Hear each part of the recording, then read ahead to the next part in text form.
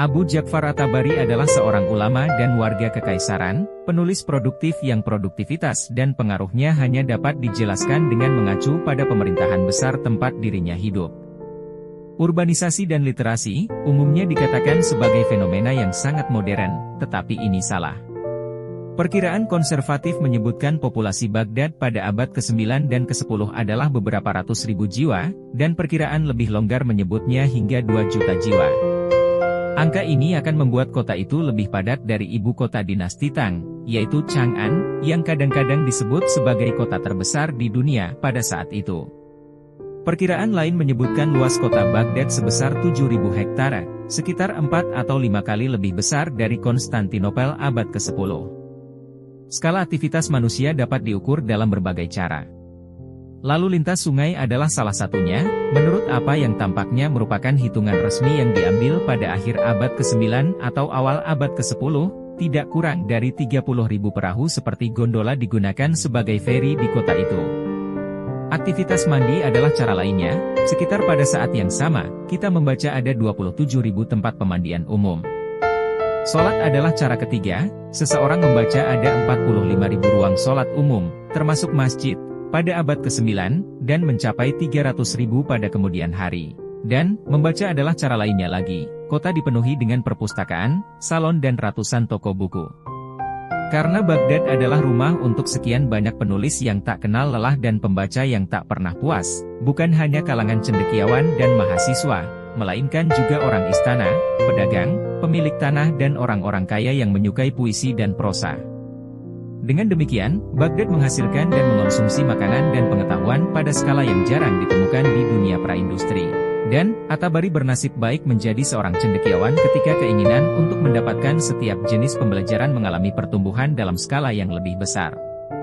At-Tabari lahir pada 839 Masehi dari sebuah keluarga di kota Amul, yang terletak di selatan Laut Kaspia di Iran modern, daerah yang dikenal sebagai Tabaristan, oleh karenanya namanya adalah at-Tabari, yaitu pria dari Tabaristan. Wilayah geografis dan kondisi finansial keluarganya mengawali pembentukan dirinya. Pada abad ke-9, kebanyakan anak-anak tidak pernah menerima pendidikan yang layak. Tenaga mereka dalam membantu pekerjaan orang tuanya terlalu penting dibandingkan bersekolah, sementara tingkat melek huruf sangat rendah, terutama di luar perkotaan. Karena pemilik tanah, ayahnya bisa hidup tanpa dibantu tenaga putranya, bahkan mampu menyekolahkan putranya tersebut. Ayahnya punya dua pilihan. Yang pertama adalah mengirim sang anak ke kutab, atau maktab, semacam sekolah dasar yang mengajarkan keterampilan dasar aritmatika, membaca dan menulis, di mana dua pelajaran terakhir diasah untuk tujuan menghafal ayat-ayat Al-Quran melalui program dikte, menyalin, membaca dan membaca ulang, selalu dengan suara keras, yang intensif dan sistematis. Murid biasanya mulai belajar pada usia 7 atau 8 tahun, menghabiskan waktu hingga 7 atau 8 tahun dalam kelompok usia campuran, belajar menggunakan medium yang bisa dihapus, bukan dengan kertas dan tinta. Ahmad bin Hambal, wafat 855 Masehi, yang kita temui sebelumnya, berasal dari latar belakang keluarga sederhana, meskipun bukan keluarga miskin, dan juga menghadiri salah satu kutab tersebut. Alternatif lain dari bersekolah di lembaga pendidikan adalah dengan mempekerjakan guru pribadi yang mengajarkan keterampilan yang sama dengan jumlah murid yang lebih sedikit. Ini adalah pilihan yang diambil oleh ayah at-Tabari, yang mungkin mencerminkan kekayaan dan statusnya, serta terbatasnya pilihan yang ada di kota kecil, di sebuah provinsi kecil yang terpencil. Anaknya terbukti sangat cemerlang. Pada usia 7 tahun, dia telah menyelesaikan tugas menghafal Al-Quran, seluruhnya, 114 surat dan 6.236 ayat. Hal ini akan membuatnya sangat dewasa sebelum waktunya, walaupun tidak jarang bagi seorang siswa berhasil mencapai prestasi yang sama, pada usia 8 atau 9 tahun. Seorang guru saya mencapai prestasi itu pada usia 6 tahun. Pada tahap ini, tidak ada pernyataan tentang kemampuan at-Tabari yang matang dalam memahami kitab ini. Hal ini terdengar aneh bagi kita yang hidup di zaman modern, mengapa repot-repot menghafal tanpa memahaminya? Sesungguhnya ada beberapa alasan bagus. Karena Al-Quran dianggap ucapan Allah Subhanahu wa Ta'ala, maka kitab ini dituliskan dalam bahasa Arab yang paling sempurna sehingga menjadi alat yang ideal untuk mengajar bahasa Arab, dan dalam banyak hal hingga saat ini, merupakan bahasa utama pembelajaran Islam.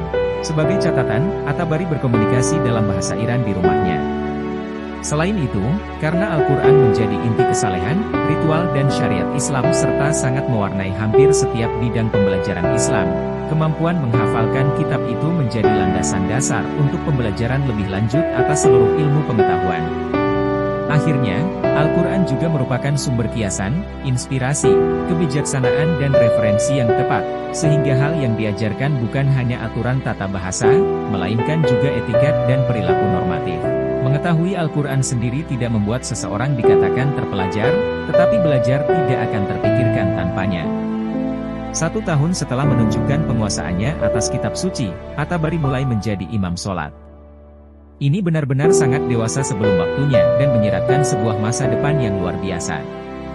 Karena berasal dari kota provinsi yang relatif kecil, At-Tabari berangkat untuk melanjutkan studinya pada usia 12 tahun. Didukung oleh kekayaan keluarganya, dia melakukan perjalanan selama sekitar 15 tahun dan selama perjalanannya di Iran, Irak, Suriah, Palestina, Jazirah Arab dan Mesir, dia memenuhi buku catatannya dengan hadis Nabi dan berbagai jenis ilmu pengetahuan lain yang disampaikan secara lisan. Sebagian besar di antaranya akhirnya ditulisnya dalam bentuk buku. Pada akhir tahun 850-an Masehi, yaitu pada masa remajanya, dia sudah mengumpulkan bahan yang akan dibukukannya dengan cermat dalam Histori, Tarikh Ar-Rasul wal Muluk, sebuah karya yang dia selesaikan dan terbitkan sekitar 50 tahun setelahnya. Masih belum genap berusia 20 tahun, dia telah mempelajari 100.000 hadis dari seorang guru bernama Al-San'ani. Sekitar tahun 870 Masehi, reputasi At-Tabari untuk pembelajaran sedemikian hebatnya sehingga dia menerima penugasan pertamanya, yaitu menyusun kumpulan tanggapan untuk pertanyaan tentang syariat Islam. Pada tahun yang sama, kita pun mengetahui dia mulai menetap di rumahnya yang ada di Baghdad Timur Laut dan tinggal di sana sampai kematiannya. Selain memori tajam yang diharapkan dari seorang cendekiawan, dia tampaknya juga memiliki perpustakaan yang ditata dengan cermat, berisi buku-buku yang telah dibelinya selama perjalanan atau di toko-toko buku di Baghdad, atau buku-buku yang telah disalinnya sendiri. Sehat, lajang dan relatif kaya, At-Tabari menghabiskan 50 tahun berikutnya dengan menambah koleksi bukunya yang semakin banyak di Baghdad. Menurut sebuah cerita, selama 40 tahun karirnya, dia menulis 40 folio yaitu 80 halaman setiap harinya. Cerita itu terlalu dibesar-besarkan, tetapi tidak ada yang dilebih-lebihkan tentang kerja kerasnya. Sebagian besar karyanya tidak banyak yang bertahan. Sebuah buku hukum yang sekarang hilang dikatakan memiliki panjang 2.500 folio, tetapi kita masih memiliki sekitar 27 judul bukunya, beberapa belum selesai atau tidak lengkap. Buku hukum lain, yang hanya kita miliki dalam potongan dengan ukuran yang relatif kecil, rupanya dimaksudkan untuk mencapai 100 volume, tetapi dia tidak sempat menyelesaikannya. Berkat dua karya besar multivolume inilah, yang berhasil diselesaikannya, dia memperoleh reputasinya di antara para cendekiawan modern. Karya pertamanya adalah Tafsir Al-Quran, karya pertama yang mencoba membuat pemahaman yang komprehensif tentang kitab suci. Panjangnya 30 volume, mencakup sekitar 38.000 hadis Nabi, yang dia tambahkan untuk mendukung pendapat linguistik, historis, teologis dan hukumnya sendiri. Karya kedua adalah buku tarikhnya yang dimulai dengan masa penciptaan dan berakhir sekitar tahun 914-915 Masehi, diedit dalam lebih dari 8.000 halaman cetakan yang padat dan telah diterjemahkan ke dalam bahasa Inggris setebal 38 volume. Seperti tafsir, tarikh adalah rangkuman hadis yang sebagian besar telah hilang, sebuah karya ambisius yang sangat sukses sehingga tidak ada sejarawan muslim lainnya yang berusaha membuat karya seperti itu lagi. Kedua karya itu dipuji pada zamannya dan dengan cepat diterjemahkan ke dalam bahasa Persia. Buku tarikh At-Tabari juga digunakan pada zaman Turki Utsmaniyah. Kedua karya ini bisa dibilang contoh terbesar dari genrenya dalam semua pembelajaran Islam. Mengingat ukuran dan prestise dari kedua karya ini, maka masuk akal jika At-Tabari dikenal terutama sebagai sejarawan dan ahli tafsir Al-Quran, tetapi pada masanya itu dia dikenal sebagai ahli hukum. Dalam satu generasi setelah kematiannya, cendekiawan lain memanggilnya sebagai ahli hukum pada zamannya, petapa pada eranya, yang menguasai ilmu-ilmu para ahli hukum dan hadis. Ilmu pengetahuan, di sini adalah terjemahan konvensional dari ilmu pengetahuan, yang dapat menunjukkan hampir semua bidang pembelajaran. At-Tabari tidak ada artinya jika tidak meyakini kemampuan dan otoritasnya, dan dia akan menganggap dirinya bukan hanya sebagai ahli hukum, melainkan juga sebagai pakar semua aspek terkait pembelajaran agama yang diperlukan untuk benar-benar memahami Tuhan dan syariatnya.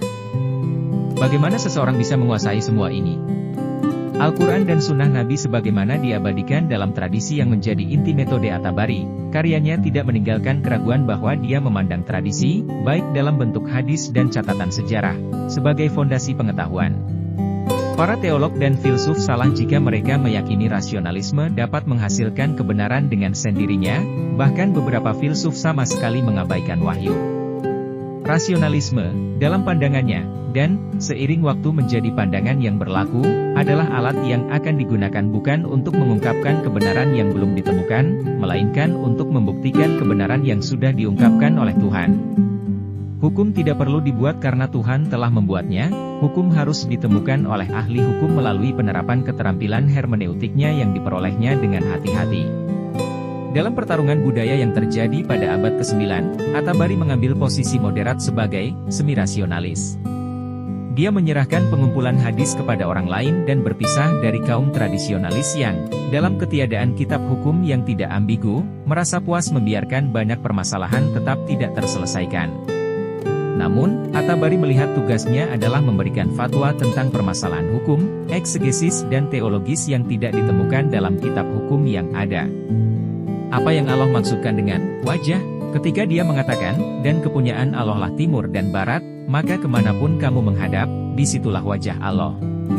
Al-Quran Surat Al-Baqarah ayat 115, dan apa yang dia maksudkan dengan Al-Quran Surat Al-Isra ayat 79, yang menggambarkannya berjanji untuk menaikkan Nabi Muhammad ke tempat yang terpuji. Beberapa ahli hadis berhaluan keras mungkin menjawab dengan antropomorfisme mentah, tetapi dalam pandangan At-Tabari, pendapat mereka benar-benar menyinggung keagungan Allah. Beberapa pengikut mazhab Hambali, misalnya, berpendapat janji itu dimaksudkan bahwa Allah akan menempatkan Nabi Muhammad di sampingnya di singgasananya. At-Tabari memiliki keberanian untuk berbeda pendapat dan, tampaknya karena alasan itulah, rumahnya dihujani batu-batu yang dilemparkan oleh orang-orang yang marah.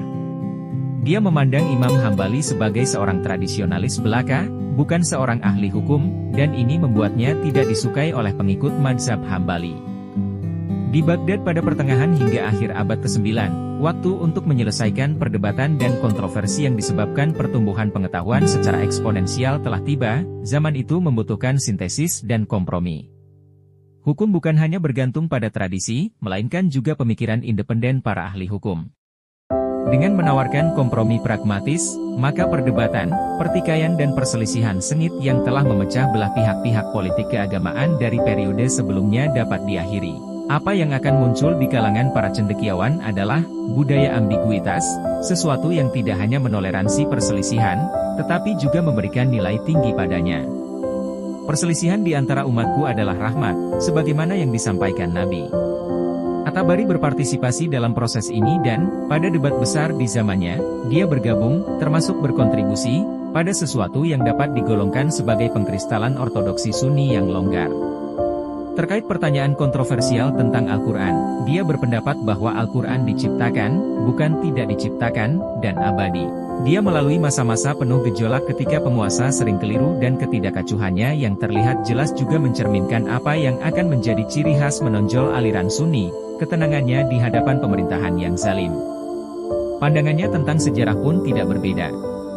Melalui sebagian besar abad ke-7 dan ke-8, legitimasi Utsman mendapat tantangan keras, dengan hanya sedikit orang di luar lingkaran Bani Umayyah yang mengakuinya. At-Tabari menyatakan jabatan khalifah harus dipegang oleh anggota suku Quraisy, sebuah pandangan yang mengakomodasi kaum Syiah maupun Bani Abbasiyah.